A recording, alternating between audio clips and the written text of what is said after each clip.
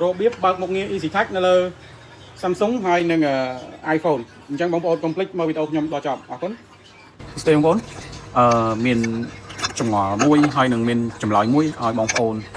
បានដឹងទីទៅបងប្អូនធ្លាប់ហៅមុខងារនេះណាបងប្អូនហៅ Easy Touch ប៉ុន្តែនៅក្នុងទូរស័ព្ទគេហៅ Easy Touch ទេអញ្ចឹងបងប្អូនចូលទៅតាមខ្ញុំមកចង់បើកមុខងារហ្នឹងណា setting ហើយចូល accessibility តមកចូល touch តមកទៀតបងប្អូនចូលនេះអានេះគេមិនហៅ easy touch ទេគេហៅ assistive touch មុនហ្នឹងវាបិទអញ្ចឹងណាបងប្អូនបើកអញ្ចឹងមកតែប៉ុណ្្នឹងទេបើកបានហើយនៅលើ Samsung ខ្ញុំនឹងបង្ហាញបងប្អូនផងដែរអញ្ចឹងយើងចូលមកក្នុង Samsung វិញម្ដង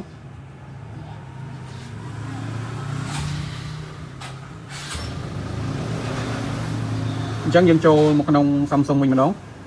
ក្នុង Samsung នេះបងប្អូនតែងតែហៅថា Easy Touch ហ្នឹងរហូតនៅក្នុងអាស៊ីនវាមាននៅក្នុង Play Store ប៉ុន្តែអាស៊ីនវាគេហៅ Easy Touch ទេហើយរបៀបដាក់វាបងប្អូនចូលតាមខ្ញុំមកចូលនៅក្នុង setting បងប្អូនអស់ឡើងលើរកពាក្យនេះ accessibility